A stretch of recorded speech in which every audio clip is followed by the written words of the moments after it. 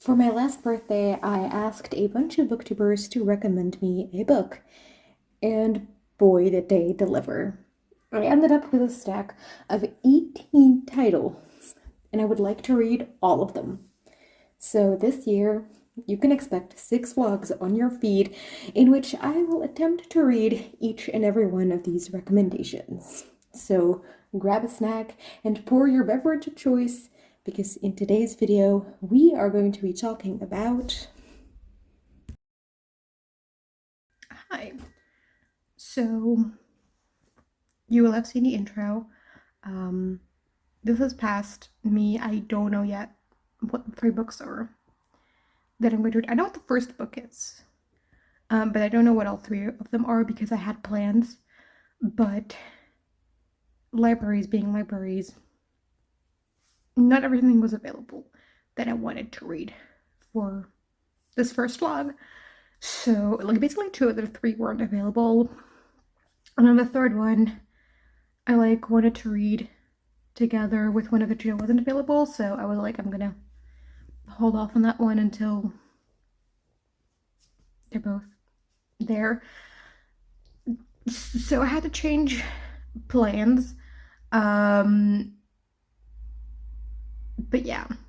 But before I get into that first book, thought it'd be fun to, at the start of this project, sort of rank the 18 books based on how much I think I will enjoy them, and then I can then at the end compare, try to rank them and compare the actual ranking to my expectations of the books. Now obviously with this, they could sort of,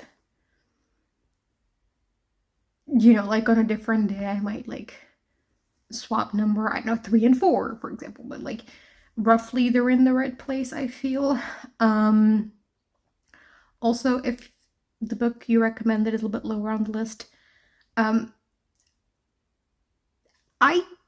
actually genuinely think I won't dislike any of these books. There is one which is the number 18 I'm a little bit hesitant about, that could go either way, I feel.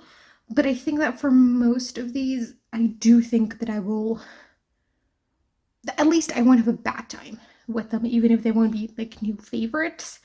And even if I dislike your book, I'm still very grateful for your recommendation. But yeah, so my ranking, now I'll start with the book that I'll like the most, working my way down. So the one that I think I like the most is The Mask of Mirrors, then A Natural History of Dragons, then Sorcery of Thorns, then The Queens of Innislear, then Convenience Store Woman, then The Starless Sea, then Strange Dreamer, then The Folding Knife, then The Way of Kings, then The Rorschach Text, then Small Miracles, then Big Magic, then Children of Time, then The Girl with 7 Names, then Stay With Me, A Prayer for Owen Meany, The Road Lords, and Good Vibes, Good Life. So that's my ranking. So my initial plan was to start with Good Vibes, Good Life, because as I said, I feel like that one could go either way, and so if I end up liking it, then great, then I end up with a surprise.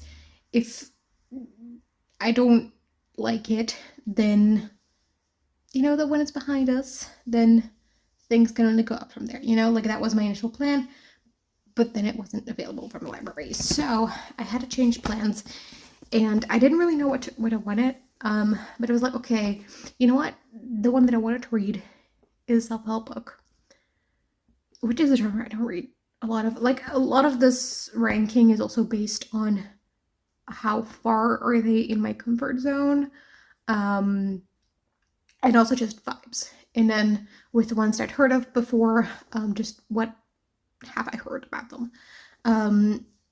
So I was okay, I don't read a lot of self-help, but there is one other one on this list, so maybe I should start with that, and it is Big Magic by Elizabeth Gilbert. This was recommended to me by Liz and Robbie from the channel Book for a Couple, so thank you for the recommendation. But so yeah, it's about creativity, I guess.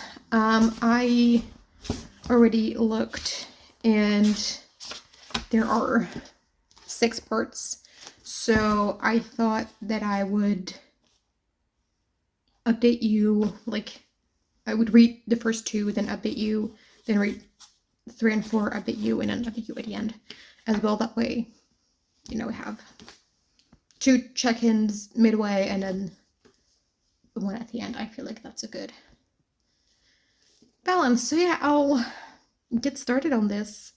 And we'll see how it goes. Okay, so I read the first 2 parts of Big Magic. I am on page 80 out of 250. And I'll talk about them individually because I think that's easier. So the first one was about, courage and about how when you're trying to do something creative, you get scared, and so you just have to do it anyway, despite being scared, and like the way to go about that, right? Which I liked it. I mean, it wasn't super new or anything. It was like, yeah, sure. But nice to hear, and then sort of to be reminded of it every once in a while. It inspired me to start playing the violin as well. Again, because I played the violin when I was a kid, and then I quit. But I have been thinking of like starting again for a little while, and I've tried to, but it's sort of hard to get back into it. Because like it's like you forget how to do it, but it's hard to get back into it and then to get back to like something that still sounds very good, like the basic movements you still remember how to do, but sort of like knowing that the note you're playing isn't off key and stuff, it's hard to get back into that. And so I'm struggling a bit, and I've been thinking of taking classes again, but I just haven't yet. But I'm thinking of sort of really like solidified it. Okay, I'm gonna start taking classes again. Not now, because I'm directing a play, and as we get closer and closer to when we perform for an audience, things are going to get hectic enough, so I don't need to also then start up playing the violin again. But once that is like done, I'll, that's part of my week that suddenly becomes available that I will probably fill in with the violin, I hope. But sort of, yeah, I was like, yeah, I'm gonna do that, and like made a concrete plan after reading that first part, which was nice. Then I read part 2, which is about ideas and inspiration and the way that Elizabeth Gilbert sees those. And I'm not sure what to think of that second part. I'm still not entirely sure to what extent she means it literally and to what extent she means it as a metaphor, just based on the way she wrote it. And also, Elizabeth Gilbert writes a lot in anecdotes, either of herself, of her like other people. And there is one anecdote in particular in this book between her and Anne Patchett that I find very hard to believe. or at least I find it hard to believe that it went the way Elizabeth Gilbert frames it in this book. And I think that she sort of, it feels to me as if she sort of over exaggerates certain elements of it to fit her idea of this is what ideas and inspirations are, and to sort of illustrate that. I could be wrong. It could have happened that way. I don't know. I wasn't there. But that's just the impression I got, because I find it, I find it like very, very coincidental. And so therefore a little hard to believe. And so she is trying to sort of quickly mention other times when a similar thing happens, but I find in those other times it feels different.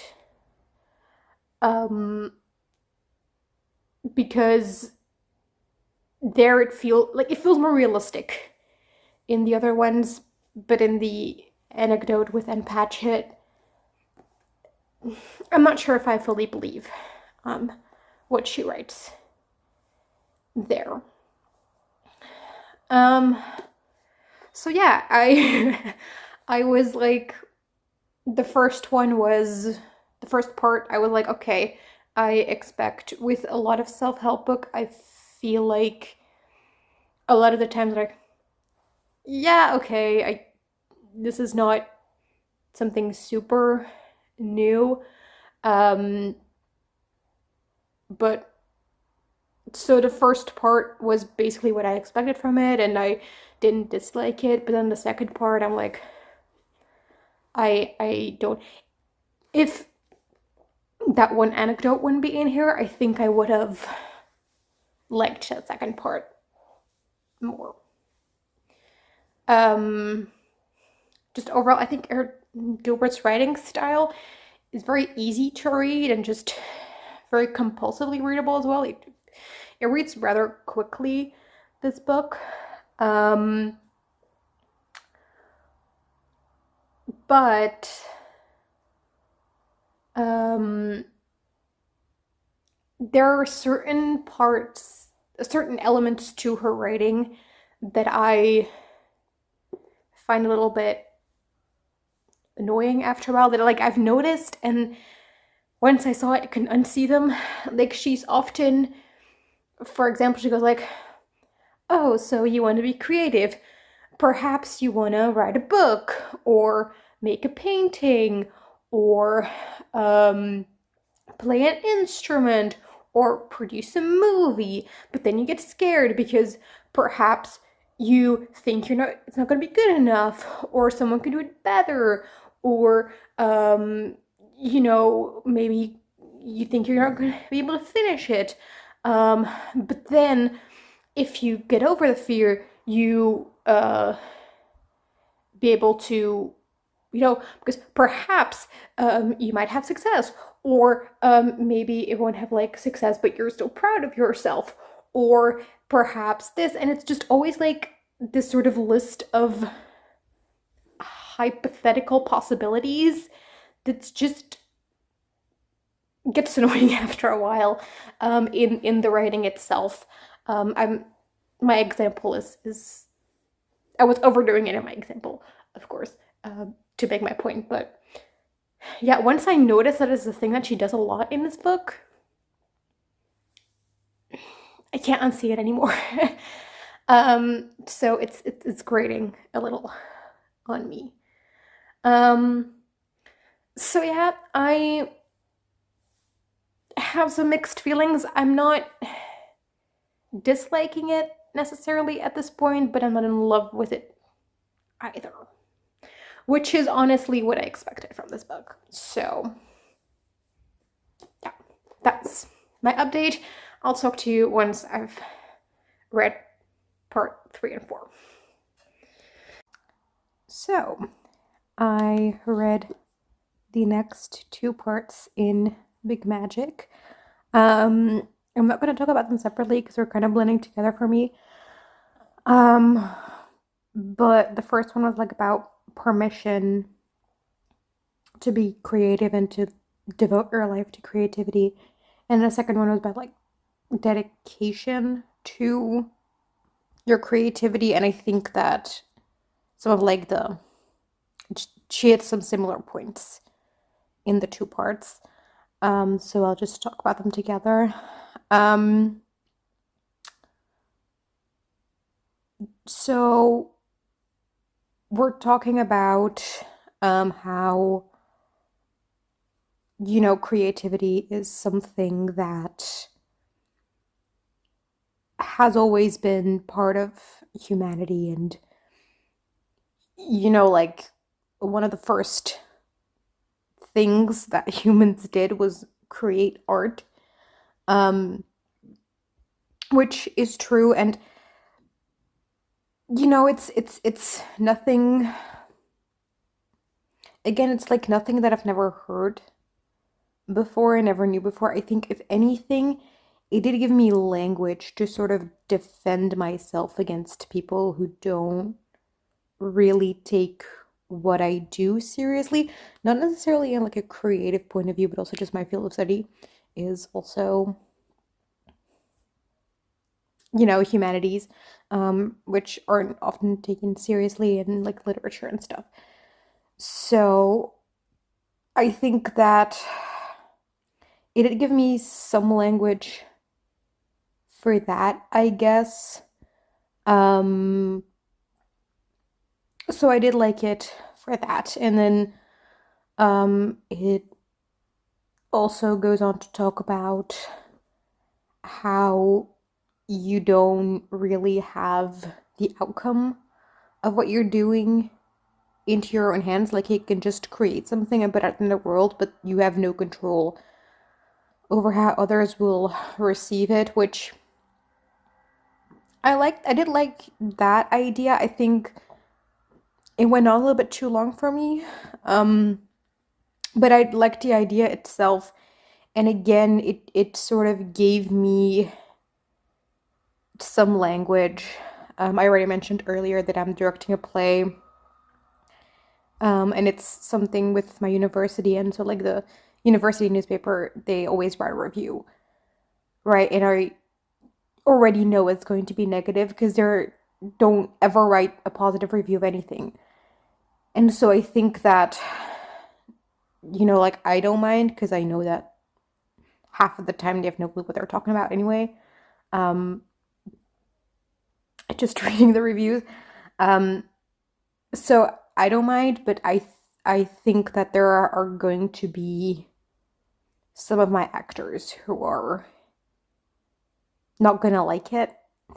And so I think that maybe that chapter sort of gave me some ways to sort of reassure them of like, look, we did a thing that we can only be proud of.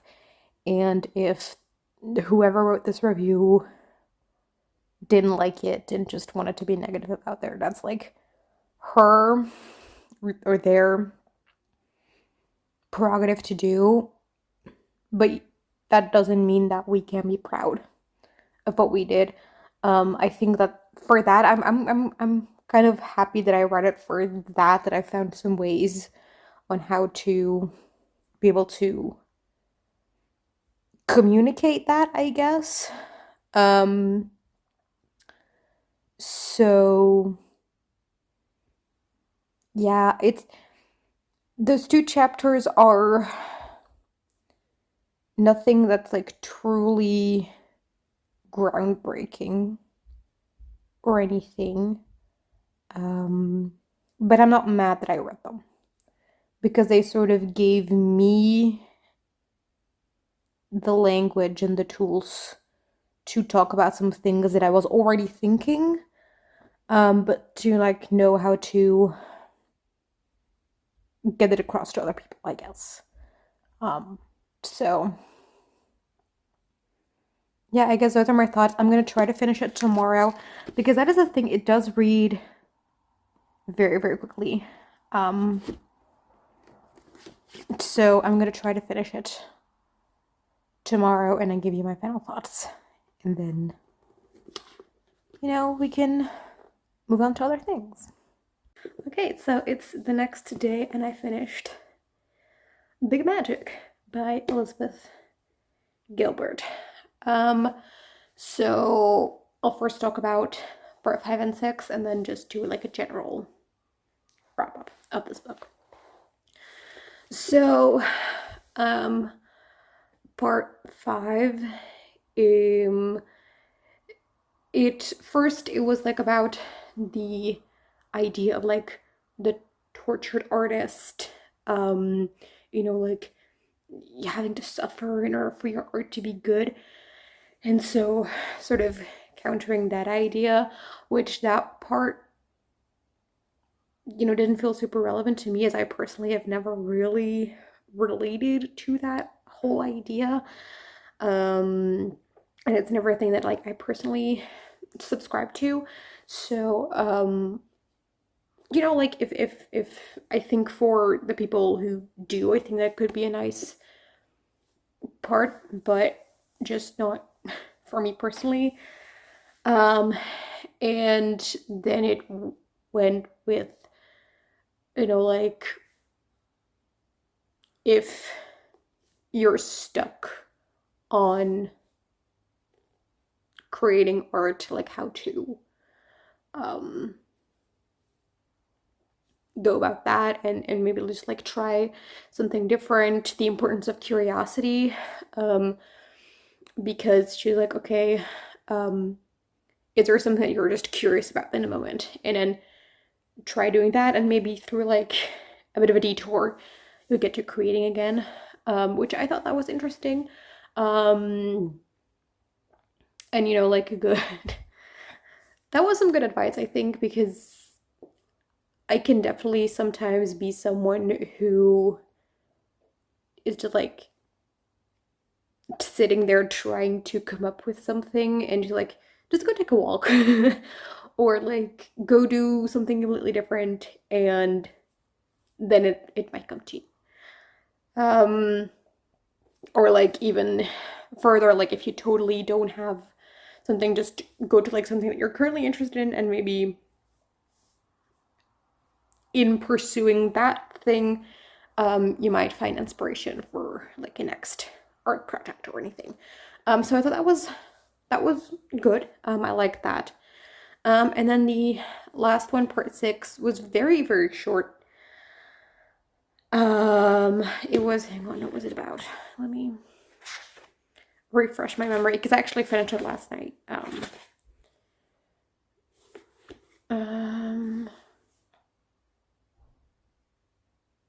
Oh yeah, it was about this anecdote about these dancers who had this like sort of spiritual religious dance, and then they like performed it for tourists, and then Western people were like, but no, because there's like sacrilege, and you don't have to do like like let tourism ruin your holy thing, and they were like, it's just a dance.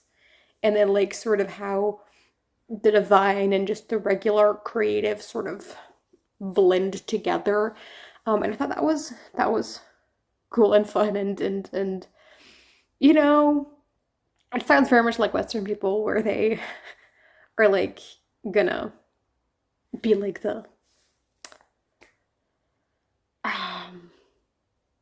like certain type of people who will go to the priest there and say that what they're doing is not respecting their own culture, and they're like, but we decided to do it ourselves. It's not just like, anyway. I thought it was funny. But yeah, I liked that anecdote, but it was part 6 was very short. It was basically just that one anecdote, which I liked that. And there was like a little, like it's like 1-page sort of conclusion thing, and it was sort of about the paradox of creativity, and I thought that was a pretty good summary of the things in this book. And and just how, I like that summary and sort of how it's the most important thing, but also not important at all. And it is hard, but also a joy to do, and stuff like that. Just like, um, I thought I like that. So overall, I have some mixed things about this book. So these types of books, they're not for me. Like, I know that they're not my thing. If you love them, I love that for you. It's just not for me. I would never have picked up this book on my own. Um, and I definitely didn't love everything in here. I think part of it were like a little too like spiritual and wishy-washy for me, um, personally. Um, but I'm not mad that I read it because there were certain elements that I sort of got out of this that I feel are useful to me or I found interesting, or as I said in my previous update, it sort of gave me the language to express certain things. So I am glad that I read this. So thank you to Liz and Robbie for recommending this to me. Um, but so I don't know what to rate this. I It's so hard to give this a rating because I feel so mixed on it. And yeah, I don't know. It is I'm gonna have to sleep on my rating. When I wrap up this vlog in its entirety, I'll just come back to every book briefly and I'll let you know what I ended up rating this as. But yeah, that is the first book of this vlog and of this project completed. I'm not sure what I'm gonna read next, because there's going to be like a week or two at least between now and when I read the next book for this vlog. So I don't know yet what that is going to be. So the next clip you will see. But so yeah, I'll see you then, I guess. Take 3. Filming this clip keeps going wrong, but we're about a week and a half after the previous clip, and I've picked my next book for this video, and that is Good Vibes, Good Life by Vex King. I picked this for a few different reasons. First of all, it was the book that I planned on starting this vlog and this entire project with, but it wasn't available from the library at the time. The ebook has become available since, so I'm reading it now. That way I can still kind of keep my plans. Also because I think that out of all the books, I'm gonna like this the least. I mean, every book in this project, I'm gonna go in with an open mind and hoping to love it. But just out of all the books, my expectations of this one are the lowest. And so if it were to linger very long, then, I would be dreading picking it up. Like, regardless of whether I end up actually liking it, just the idea that I maybe won't. Like, I want to get it over with. And then third, and probably most importantly, after reading Big Magic, I told you that I wasn't sure how to feel about this, like what I thought of this book. And that is still true. And I think that part of that is because, like, this type of like self-help book is a genre that I don't really read a ton of, so I don't have much to compare this with. And I think that is where my inability to figure out what my thoughts are comes from. So I think if I read another one, I can maybe compare these two and see which one I like more because of that. So that's what I went with. Good vibes, good life. Hi, future me here. In what comes next, you're gonna hear me call Vex King a white dude a couple of times. When I said that, I genuinely thought he was white. I had looked him up before, and that's what I seem to remember. But then, somewhere in the later half of the book, he talks about like being on the receiving end of racism. So that kind of threw me, and I looked up again, and he's I don't know what his exact ethnicity is, but he is a person of color. Um, but also the picture, like the one like used on Goodreads and stuff, is very different from the one I seem to remember. So I probably just got like two people mixed up in my brain or something, which is my bad. But just so you know, he's not white. But yeah, back to the vlog. And I have already started this. I'm actually already a third of the way through, and I'm not liking it. I'm really not liking it. This is the point where if I wasn't reading it for this product, I would DNF. But I am gonna. I don't want to DNF books for this vlog, which I don't think about it. Is going to be a time if I end up not liking The Way of Kings.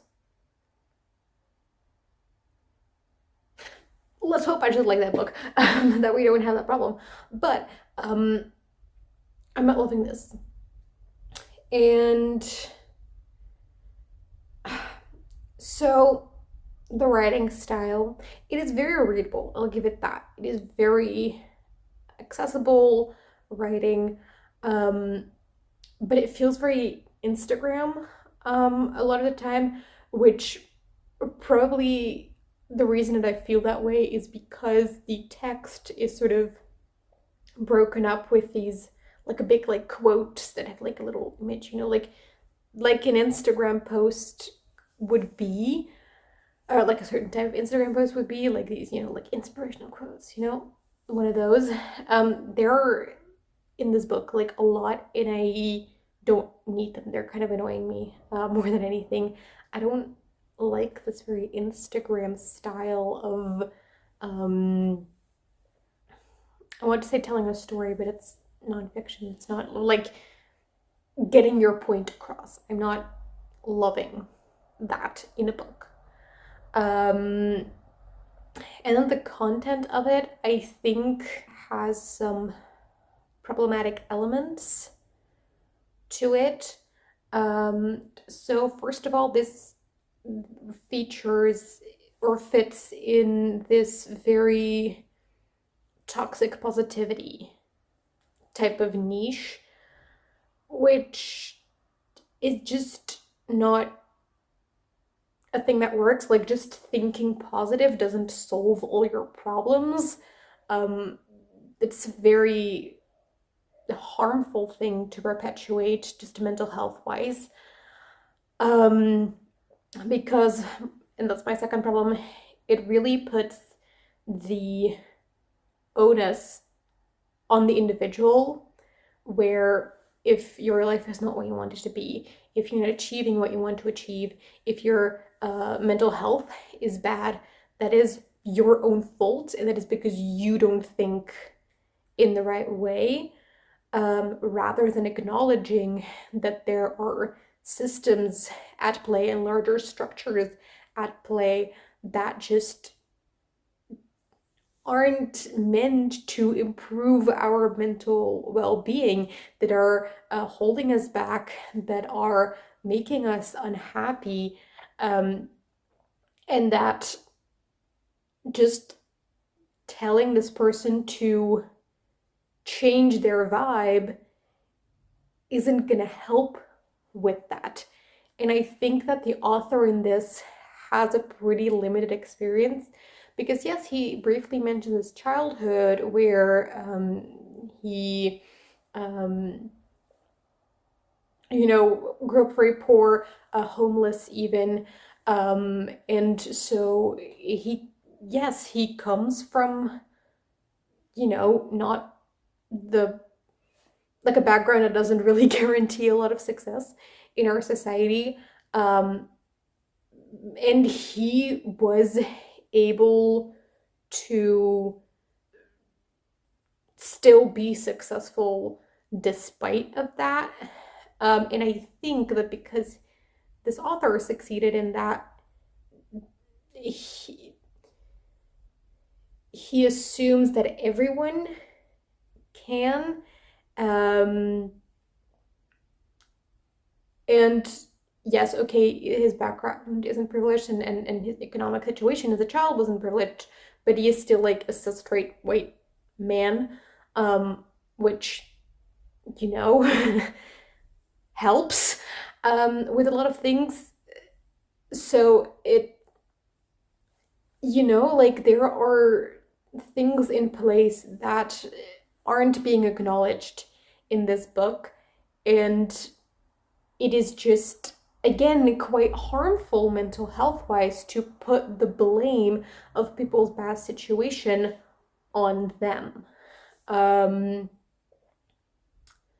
So yeah, he has this idea of, so he has these two theories that he combines for his sort of thesis statement. And that is the theory of vibration. So that everything in the universe vibrates, including our emotions and our thoughts, and that high vibrating feelings are positive feelings, and that feelings that vibrate with a low frequency are like the negative feelings. And then also the theory of attraction, which is that if you really focus on something, you attract that outcome. And then he has this anecdote to prove this thing, where he says like, oh yeah, I wanted to go on a trip with some friends, but I didn't have enough money for it. So I calculated how much I would need, and I really focused on it. And like the next day, I got a letter from the tax people that I paid too much taxes, and I got this amount of money back. And now I did have enough money, so you see, it works. And I'm like, that is a leap that you're taking. You have no way of showing that it is because you, the day before, you calculated how much you needed and you're really focused on having it. Like the other day, I was wearing purple socks, and when I went buying bread at the bakery, they said that when they were making croissants, like one of them turned out really bad and like they couldn't sell it. So did I want a free croissant? So getting a free croissant was clearly because I was wearing purple socks, right? There is no other explanation possible because it happened at the same time, right? That is, it doesn't, he just makes so many leaps. Similarly with the vibration, he mentions this experiment with like sand and then letting, like putting it on a plate that he like then is made to vibrate, and then the patterns that are making, they're made with the sand, and the higher frequency the vibrations have, the more like intricate patterns the sand will make. And so he said like, see, high vibrations make it beautiful. And I'm like, you could just as well conclude that high vibrations make it more complicated. Like that is the, you could draw the exact same conclusion from that thing. It doesn't, you know, like he does this so much that he like tries to, either by anecdotes or referencing some sort of scientific something, to sort of back his claims, but he makes giant leaps. And also the studies that he's referencing are like from the 30s and the 40s, which, you know, like I know that this is not a scientific paper, so like this is not my biggest issue with this, but then just don't pretend, like don't pretend you're being scientific if you're clearly not. Like anyway, I'm not I'm not having a great time with this. Oh, there was another part. I just remembered this, where he was talking about gossip and drama and how not to engage, which, first of all, is kind of a misogynistic take, because you should look into like the psychology behind gossip. It's really interesting. But the thing is that women or female presenting people often engage more in gossip, and that this has a very important social function. You should look into it. It's really interesting. Like part of it is like warning each other for certain people who, like they've had a bad experience with, and so they share and like be careful around this person. That is part of the thing with gossip. And as I said, it is um, a thing that a lot of mostly women and mostly female presenting people engage in. And so this, and it has a lot of benefits for those populations, which demonizing gossiping as a whole is, like not understanding what gossiping does and is indeed a misogynistic take in its core. But he's like, don't engage in gossip and drama and just don't get involved with it because you just want to be judging people, and that is why you do it. Which, first of all, for someone who says that you shouldn't do it because you shouldn't be judging people, he sounds very judgmental in that chapter. Just saying. But then he also, like, same as with drama, just don't get involved with it and don't let other people involve you in their drama. And then he like mentioned that this drama queen came up to him and tried to argue with him about one of his points, and he just blocked it because clearly this person didn't want to like have a discussion. He just, or they just, I don't know what the gender of this person was. They just wanted to prove the author wrong and prove that they were right because it's just their ego that is causing them to criticize this person. So if people criticize you, that is not on you. No, it is on them and their ego because they want to be right and they want to prove that you're wrong because they're not interested in the truth and interested in really having a discussion. What? What the actual frick? I could not with that chapter. I'm gonna see if I have more notes because I took a lot of notes while reading it. I mean, I was reading it on e-reader. It's very easy to take notes, but let me check if there's another important thing that I need to talk/rant about. Okay, yeah, I did find two more things that I wanted to talk about. He's talking about positive vibrations, which also I learned through this that vibe is short for vibration. I didn't know that. So that was interesting. But that you need to search for positive vibrations and therefore surround yourself by positive people because you can sort of get positive vibes from them. And then if you just surround yourself by like people who are like negative or like have low self-confidence or something, that like you can get negative because of that. So if you go with that idea, basically that means that people with low self-confidence shouldn't have friends. Or what is he trying to say? If you're going through a tough time, then no one wants to be with you. And if a friend of you is going through a tough time, just drop them because you're not getting positive vibrations from them. That is not how friendship works. And it's just very opportunistic. If you're like, yikes. And then the final thing that I wanted to mention, he talks about also about body language and how you should always be very mindful of your body language and sort of what emotion is your body language sending out into the world, which way to make people develop anxiety. Kudos to you. I am going to read more and probably rant some more after that. Bye. Okay, I got to the end of part 4, which is 60% in. And I'm not hating the second, third as much as the first one. Like, I don't have as much like active anger for it. But I just feel very underwhelmed. It still feels quite self-centered in a lot of ways, and very like a white dude with a podcast. And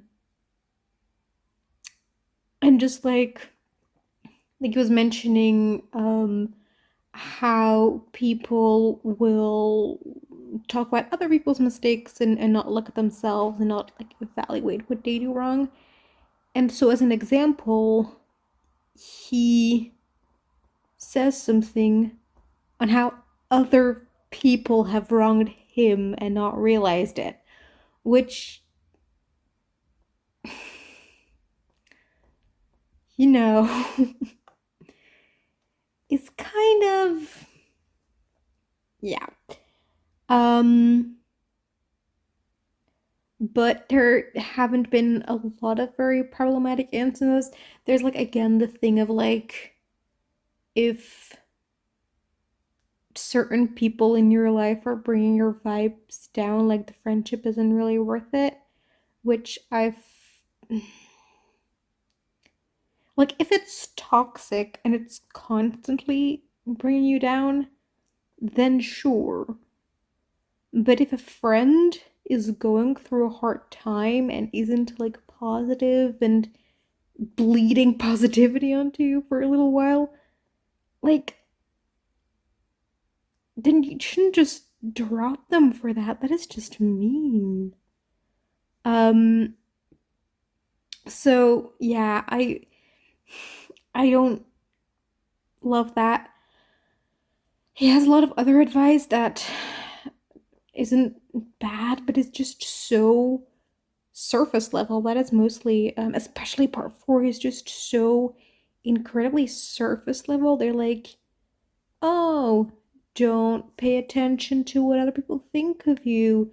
Just do what you want to do and don't follow the crowd. Like, think what you yourself want, because like people are gonna judge you no matter what. And like, yeah, sure, but like, that's nothing new. And you know, I'm really not liking this book. I want to get it over with. How many pages do I have left? Oh, it keeps falling. I'm on page 117 out of 195. So that's a little under 80.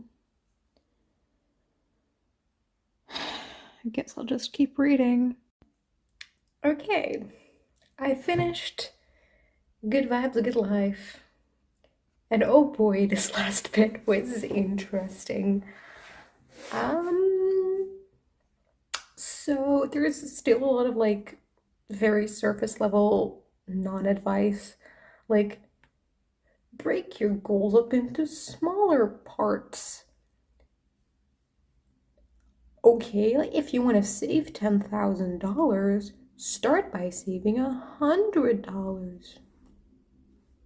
Who could have guessed, right? Um, but he continues some pretty questionable stuff. So first, he talks about like how if you just want something enough, then the universe will bring it to you because everything is meant to be. And same way, if like any bad experience have a goal, because every little choice you make in life is going to change your outcome later. So think back of a tragic thing that happened in your past, and then think of a good thing that happened recently, and that good thing is a consequence of this bad thing. So to go back to my free croissant that I mentioned earlier, obviously it wasn't because I was wearing purple socks. Silly me, I got that croissant for free because I was bullied in middle school. Makes so much more sense, right? And then what else? What else? What else? So yeah, he has that, which just this your suffering has a point and it is useful for something. It's kind of no. Um, was there anything in between? Because oh my god, there was one thing in here that just it topped it all off. And I thought that moment was so incredibly beautiful. Like just so wonderful. And it made everything make sense, but I'm trying to start my e-reader again to see if I have any other notes. It's loading. It also talked about karma and how people always get what they deserve. And I'm like, that is like demonstrably not true. Like, it is like not a secret that the most successful, like, as in the wealthiest person on earth, are assholes because you can get that much money without being an asshole. How does that work with karma? You know, because like, don't think of it as like reincarnation. Like, it's in this life that everyone gets what they deserve. No, they don't. No, they don't. That's just no. Um,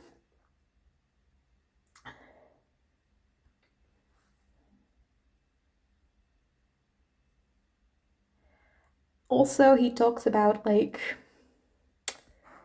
okay, so I don't have any notes until the point that just topped it all off.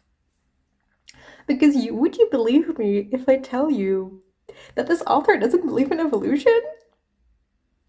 Yes, yes, yes, that's in this book. I'm not kidding. He's like, if you see a smartphone lying in a field, like, you know that someone made it and it's just not just nature that dropped it there. Yet so many people believe that humans um evolved through mutation and the survival of the fittest. And I'm like, yes, we believe that because that's what happened. That is like, we have plenty of evidence that this is what happened. So yeah, and you're like, no, no, no, no, no, because that would mean that we don't have a purpose, but we do have a purpose on this thing. And okay, sure. And I, he's then talking about like what it would mean if you don't have a purpose, but I don't think that he can imagine life without a purpose. Because if you don't believe that we have a higher purpose, then you mean that you think that our purpose is just paying the bills, getting to like surviving until like the next paycheck. So you really think that the purpose in life is making money. And I'm like, no, that's not what I think. That is what capitalism thinks. That is not what I think. Because you just said that because I think life doesn't have a purpose. So if life doesn't have a purpose, how can its purpose be earning money? It just like, that's the thing, that like he has this worldview, and then he tries to say how people with a different worldview think, except he can't step out of his own worldview enough to represent the other worldview properly, or to like learn to understand what the other worldview is. And of course it doesn't make sense then. But that's not what I or other people who think life don't have purpose are saying. Life doesn't have purpose, which is so liberating, because that means that regardless of whether you have a lot of money, whether you have a nice career, you have kids, you have family, whatever your goals may be, if you haven't achieved them, that doesn't mean that your life is any less valuable and that your life doesn't matter. Everyone's life matter because the purpose of life is life itself. If you exist, then that's your purpose fulfilled. And that is just so liberating that no matter what you do in life, no matter what you achieve in life, your life has meaning. That is what that means. Not just your purpose is just to be depressed all the time and just pay the bills. Like, no. So yeah. And then he goes on to say, like, something like, yeah, people think that money is bad and they feel bad for wanting money because they think it's bad and that they think that they're greedy or something because they want more money. But that view only comes from like the false assumption that money is a limited resource. And I'm like, yes, money is a limited resource because if it wasn't, then it would be pointless. Like, what would be the point of money if you had an infinite amount of it? If everyone had an infinite amount of it, then you could just get rid of the whole thing. Because, like, why didn't we just give people stuff then? If it doesn't matter anyway. And one of the driving forces behind inflation is that more money comes into existence, which means that the value of the money decreases. Because the more money exists, the less valuable it becomes because, you know, that's how it works. And so money if you think that money is an unlimited resource, you just don't understand what money is and how it works. And then, okay, and then the reasoning that he goes with, like, okay, if you spend money now, you can get more money. I'm like, okay, sure, like rotation of money can give you like a constant flow of money. Except that is also not true because we have these super wealthy people who own a lot of businesses that a lot of people use regularly. And so by giving money to these businesses, they give money to these super wealthy people who don't rotate money because they don't need to. They can just afford to let large sums of money sit in their bank accounts for the rest of eternity, which is why billionaires and stuff are so bad for the economy. So this endless flow of money is just not a thing that exists in our modern society.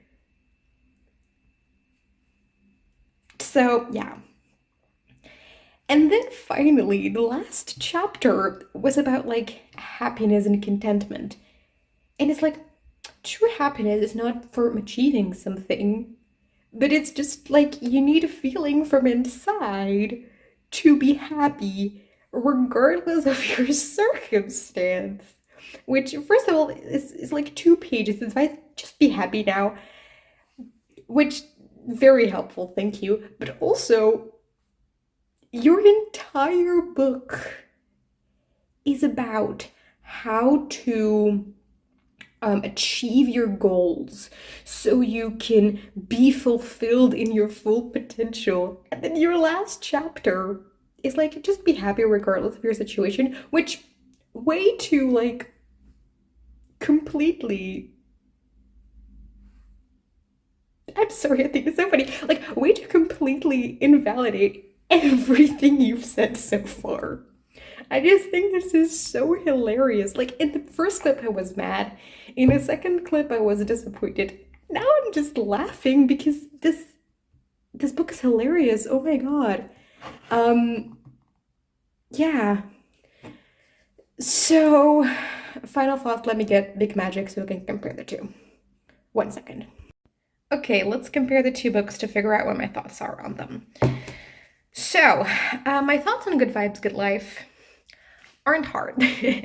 I'm gonna give this a 1 star because it's just like it is.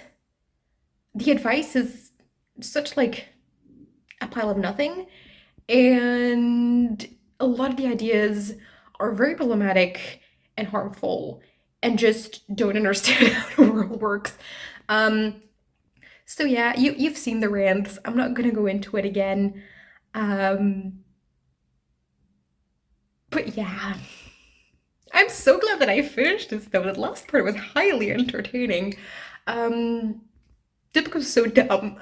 But yeah, no, this book is just a big no. I don't feel inspired. I don't think this helps me in any way, shape, or form. Um, this could have been an Instagram post. That is all I have to say about this book. And then I have Big Magic. And in comparing the two, I think I figured out what my thoughts are on Big Magic. So, it is a self help book, which is just not a genre that I tend to read, and is not a genre that I personally feel like I get a lot out of. So, this book is just not for me. But within this genre, I think that it is a good version of what it is. I respect the existence of this book. I respect it. If you like this, great for you. Um, and you know, while I was reading it, I don't like this book won't stick with me, and like none of the ideas will like change my life or anything, which is something that I never really find in self-help books. But while I was reading it, I did feel motivated to, as I already said, it led like start playing the violin again.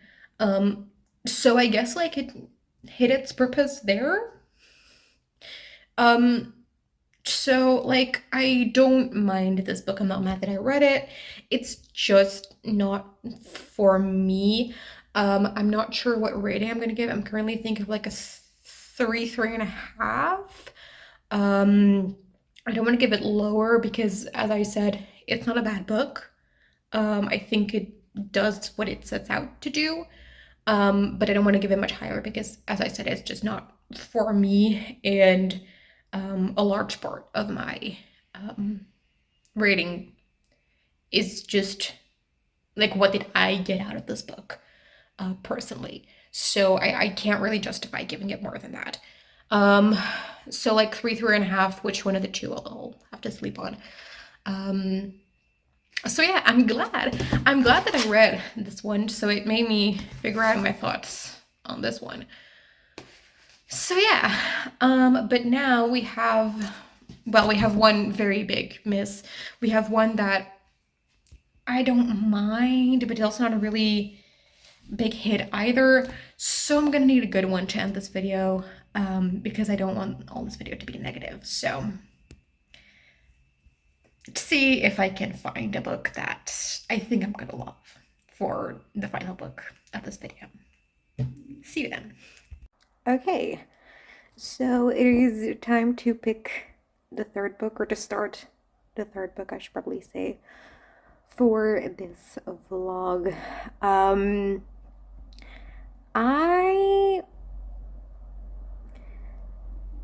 The previous two, as you've seen, have been a bit of a dud.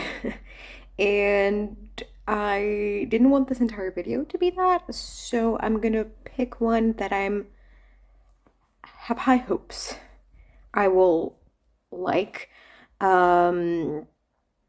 So I decided to go for a person recommending to me who knows me a little bit better. We've like talked a couple times. We've buddy read some books, and just, you know, like she knows my taste pretty well, because I give people a very hard job. Like I give them no parameters or anything when asking for a recommendation. So, you know, I didn't give them an easy task. But so yeah, some people know me better than others, of the ones I asked. So I decided to go with someone who knows me pretty well, and also a book that had been on my TBR before that recommendations video, just to maximize the chances of having something that is up my alley. And so I picked Strange Dreamer by Laini Taylor. This was recommended to me by Kristen from the channel Reading Nymph. She actually recommended me 2 books, but I'll read the other book in a different of these vlogs, because I'm gonna start with Strange Dreamer. So this is the first book in a duology. If I like it, I hope to just read the second one pretty close to this one. Um, but it's a YA fantasy. It came out a couple years ago, and I know that it was everywhere at the time, and I've been wanting to read it since then, but it just hasn't happened yet, and so this, would be the opportunity. I'm not entirely sure what it's about. Like, what I know from it is just what I remember from a couple years back. But I believe it was about a character named Laszlo Strange who is looking for a city called Weep. Um, and yeah, that is pretty much all I remember at the plot.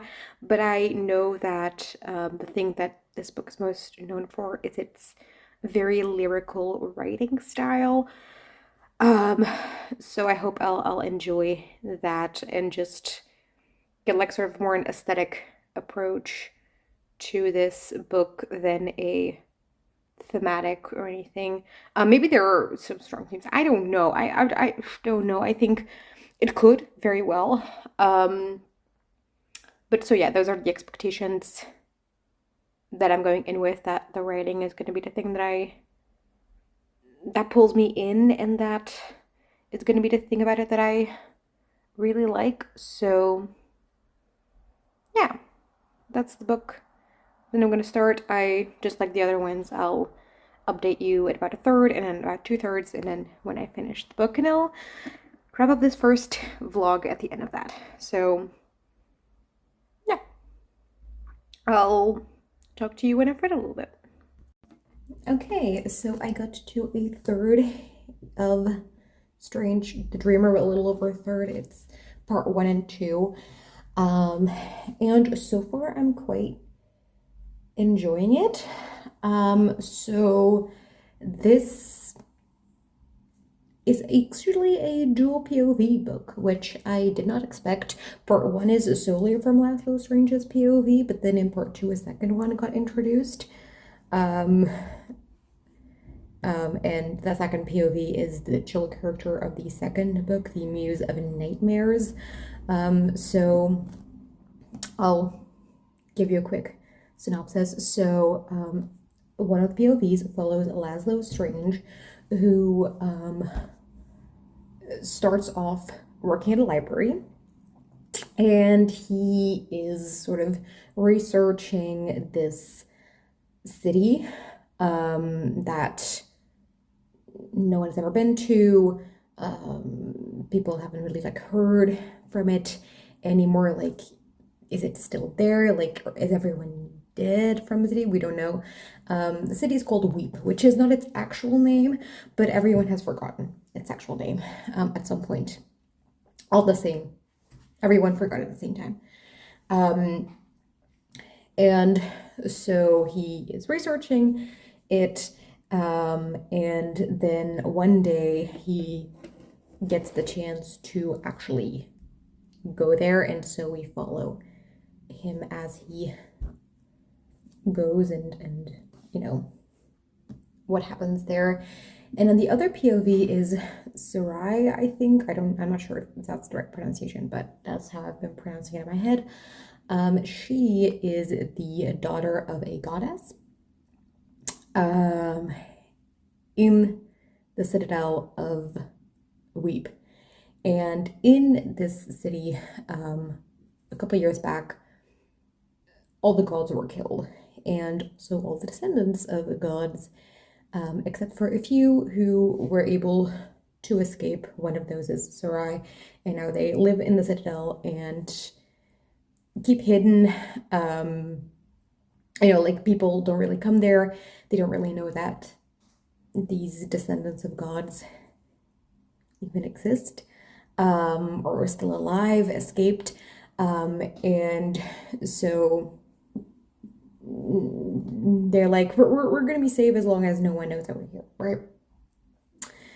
They each all have a gift, like a magical ability, and Sarai's is it's a little complicated. There are a few different components to it, but one of them is that she can alter people's dreams and thereby give them nightmares. That's why she's called the Muse of Nightmares. Um, and so, yeah, we follow the two of them. We have Laszlo Strange, who is sort of longing to go to the city that he has been dreaming of and heard stories of for a very long time. And then we have Sarai, who, just like all of the other descendants of gods, um, like want to be able to leave the citadel, go into the world, like have an actual life, which they're currently not really able to have, or at least not in the same way. And so I assume that they're going to meet and things are going to ensue. I'm quite liking this. I think that the plot is very interesting. So when I heard people talking about this book, they often talk about like the writing as being very like lyrical and flowery, but they don't really talk about the plot all that much. And so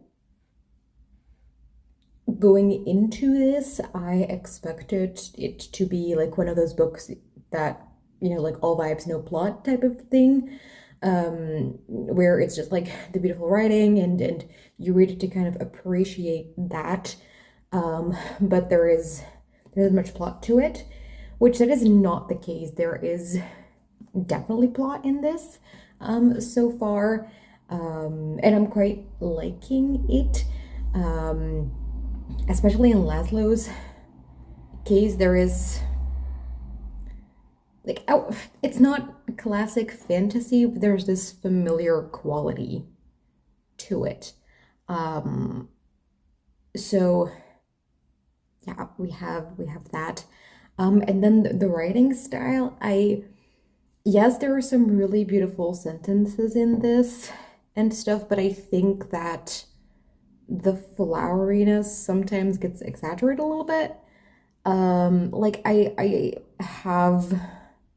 I think I've seen like negative reviews saying that they couldn't read the book because the writing was so flowery that they could barely tell what was going on, and I like it's not at all that, I think. Like it's still very clear what is going on. Like it's not that purple. But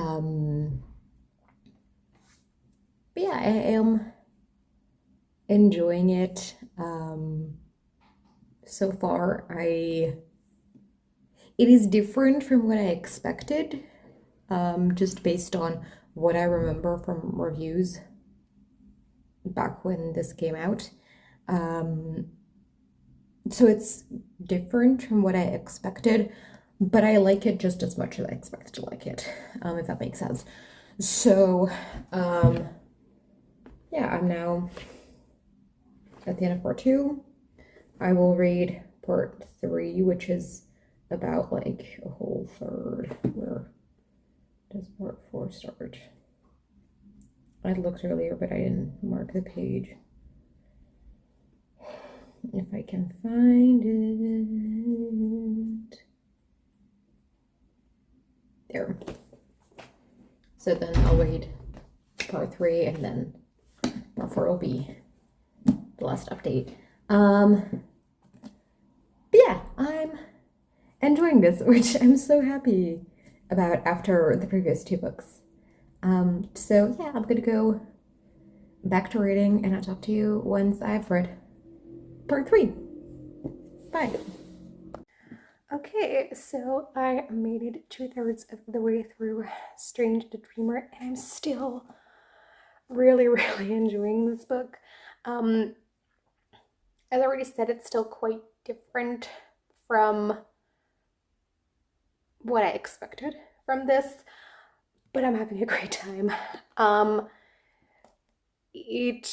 The plot is definitely continuing on, and we're getting a lot of themes in this of like trauma and, you know, holding grudges for things, and how that can turn into hatred and blind hatred, which, you know, eradicates empathy in any way. And you know, you can really only think of how much you hate this other person and how you want to harm them, or you want harm to come to them, or maybe fear that you have of them, and how that can blind you. And I think that that is handled in a very interesting way, and a pretty heartbreaking way as well. Yeah, I don't know. I'm really intrigued in this, and I really want to know what happened. I don't know what else I can say without spoiling it. Um, I still think that the lyricalness and floweriness of the writing is often exaggerated. I don't think, I mean, it is sort of one of the primary characteristics that is attributed to this book and this series, but I don't think it is like that special. I mean, it's not bad. I really like the writing. That's not what I'm trying to say, but I'm saying that like there are plenty of other books that have the same level of lyricalness and floweriness where that is not like one of the primary things people are talking about. So yeah, I don't know. I think that it's still pretty clear what is happening always, which I feel like sometimes people talk about it as if it's one of those lyrical books where you may have to read something like 2 or 3 times before fully realizing what is happening. That is not at all the case. I think it's still straightforward enough to be pretty digestible, in my opinion. But yeah, I'm really enjoying it. I'm really liking Laszlo as a character. I think he's great, and I can relate to him in a lot of ways. I like Sarai too. Um, yeah, I'm having a great time, and I'm so happy because I really needed a video or a book that I'm loving in this video, or else it would just be negative, and I don't like disliking things. So I'm really happy that I'm liking it. I will finish the next 150 pages ish, and then give you my final thoughts and wrap up the video. So yeah, I will see you then. Bye. Okay, I have now finished Strange the Dreamer. So I'll talk about the third part, and then I'll give you my final thoughts. So in the third part, we're definitely getting more interaction between Laszlo and Sarai, and like the romance between them, which I really enjoyed and I thought was really beautiful, because both of them have been so alone and so lonely for a very long time.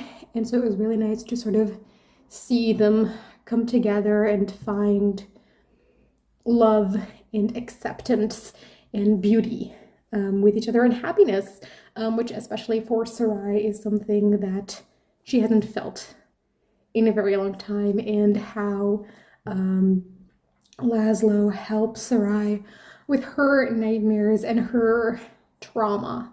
And I think that that is very beautiful, and how both of them are trying to make a bridge between the immortals and the humans, and how they're both failing at it, because both sides are just too caught up in their hatred, in their fear, in their another trauma, which manifests in wanting revenge, in the cycle of violence, which is definitely what this book is about. For the most part, I think that is like the primary theme of this book. They're just not willing to step away from that, and how Sarai has had a hand in that and hasn't really helped with making it possible for them to gap that bridge, with her actions in the past, but how she was also sort of manipulated, and the trauma there, which I think is interesting. And then now how she is refusing to continue doing what she has been doing and trying to mend whatever damage she has caused. And yeah, even if it costs her, she's no longer willing to sacrifice her morality for it, which I think is a very interesting development as well. The ending of this, first of all, so sad, like so sad. Second of all, the cliffhanger in the final chapter, I am so stressed for book 2. Kirsten, what have you done to me? But luckily I already have it, so I can read it very soon, and it doesn't have to, impact me for a very long time. But yeah, I really enjoyed this book. I'm not entirely sure about my rating yet, because I usually like to give it a few days after finishing a book before rating it. But currently I'm thinking of a 4.5. I think this is a really good book. Just very interesting in a lot of ways. The plot is fun. I like the characters. The themes are very well handled, and I'm so glad that I could end this video with a win, because I think that this is fantastic. I've heard a few people call this romantasy, or say that if it were published today it would be romantasy. I don't fully agree. I think that it's a fantasy with a strong romantic component, especially in the latter half of the book. But especially because the first half of the book, there is no romance at all. It really comes in the second half, and especially the last third. So I wouldn't call it a romantasy. It's a fantasy that has a pretty strong and significant romance subplot. But yeah, I really enjoyed this. I'm glad that I finally read this, because it has been on my TBR for so long. So thank you, Kirsten, for recommending this to me. And so yeah, let's wrap up this vlog as a whole. As you know, I've read 3 books, being Big Magic, Good Vibes, Good Life, and then Strange Dreamer, and you're probably not going to be surprised about my ranking for this video. So I'll put Good Vibes, Good Life at the bottom, then Big Magic right above that, and then Strange the Dreamer above that. I mean, I really disliked this one. I don't recommend it at all. I just, this wasn't it. Then Big Magic is just not for me. but I don't have anything against the book. If it's your thing, go ahead and read it. It's just not what I tend to gravitate towards, and so because of that, it wasn't fully what I'm interested in. But the book, I think it's a good version of what it is. And then we have Strange Dreamer, which I thought was really good. And I would really recommend if you haven't read this already and if it sounds interesting in any way. So yeah, that was this video, this vlog. I know it is insanely long, so my apologies for that. I'll try to make the next videos in this series a little bit shorter, but I just noticed that if I'm reading nonfiction, I just talk a lot more than if I'm reading fiction. And so, I mean, I had 2 nonfictions in this one, which, you know, man, I talked a lot, but there's only one more, which is a memoir, which is like a bit of a different kind of nonfiction because it's like a narrative. So I expect that the other videos will be a little bit shorter at least. But yeah, so I hope you enjoyed these. If you've read any of these 3 books, you can let me know what you thought of it. Shall we do an emoji thing? I've never done that before, but I kind of like it when other people do it. And since this video is so long, if you made it to the end, leave, I don't know if there's a moth. If there's a moth, do a butterfly, because Strange Dreamer was such a big hit. Especially after the 2 deads that were Give Abby Life and Big Magic, which I kind of expected because, as I said, I don't read a ton of self-help books. It's just not a genre that interests me all that much. But Strange Dreamer was definitely a hit. So leave a moth/butterfly. And yeah, I hope you enjoyed this video, and I hope to see you again soon. Bye.